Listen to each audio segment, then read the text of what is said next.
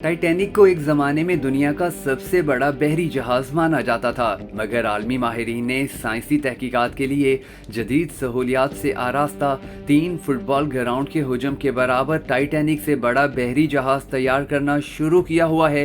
ये जहाज़ 2025 में लॉन्च किया जाएगा। इस अजीम तरीन बहरी जहाज़ में 22 जदीद तरीन तजर्बागाहें होंगी और इस जहाज़ का नाम अर्थ 300 रखा गया है। ये बहरी जहाज़ कितना जदीद होगा, इसका अंदाज़ा आप इस बात से लगा लीजिए कि इसमें पिघले हुए नमक के रिएक्टर के जरिए तवानाई हासिल की जाएगी। अर्थ 300 बहरी जहाज़ को बनाने वाली कंपनी का कहना है कि ये एक चलता फिरता साइंसी शहर होगा जिसमें साइंसी तजर्बात के लिए बेइंतहा वसी जगह तैयार की गई है।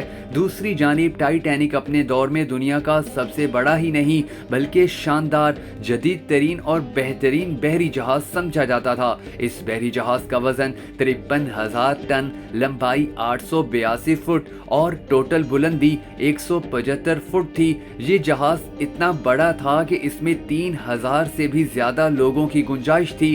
10 अप्रैल 1912 को ये जहाज इंग्लैंड से अपने पहले सफर पर रवाना हुआ, जिसकी मंजिल अमेरिकी शहर न्यूयॉर्क था। अपने पहले ही सफर में ये जहाज बहरे ओकियानूस में कनाडा से 370 मील की दूरी पर एक बहुत बड़े बर्फानी तोदे से टकराकर गर्क हो गया।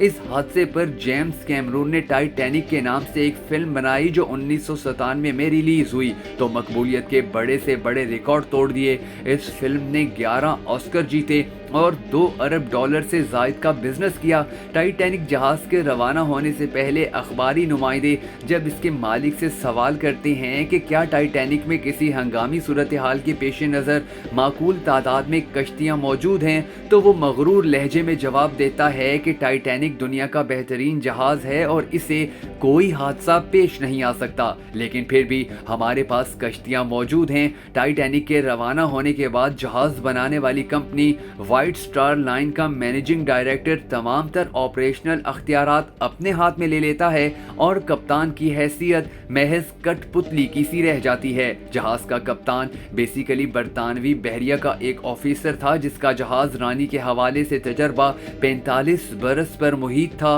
वो दुनिया के सबसे बड़े जहाज को मंजिल तक पहुंचाने के बाद रिटायरमेंट लेना चाहता था, लेकिन ये उसके कैरियर का ही नहीं बल्कि जिंदगी का भी आखिरी सफर साबित हुआ।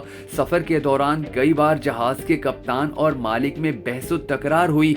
मैनेजिंग डायरेक्टर, जिसे आप जहाज का मालिक भी कह सकते हैं, वो बार बार जहाज की रफ्तार बढ़ाने का हुक्म देता था ताकि टाइटैनिक मुकर्ररा वक्त से एक दिन पहले न्यूयॉर्क पहुंचकर नया रिकॉर्ड कायम कर सके, जबकि जहाज का कप्तान उससे इत्तफाक नहीं करता था और कहता था कि जब तक मैं कप्तान हूं आप मेरे अमले को बराह रास्त कोई अहकामात नहीं देंगे। जहाज का मालिक कप्तान की इस बात को मुकम्मल तौर पर नजरअंदाज कर देता है और नीचे बॉयलर में जाकर अमले को अपनी निगरानी में काम तेज करने का हुक्म देता है। कप्तान के मातहत काम करने वाले अफसरों को इसकी तरफ से बार बार जहाज की रफ्तार बढ़ाने को कहा जाता है। जब कप्तान पूछता है कि हम इस कदर तेजी क्यों दिखा रहे हैं तो बताया जाता है कि ये मालिक की हिदायत है। दीगर बहरी जहाजों की तरफ से टाइटैनिक के अमले को मुतनब्बे किया जाता है कि अपनी रफ्तार आस्ता कर लो क्योंकि तुम्हें आगे बर्फ के तोदों का सामना करना पड़ सकता है। मालिक की ऑपरेशनल मामलात में मदाखलत के बाइस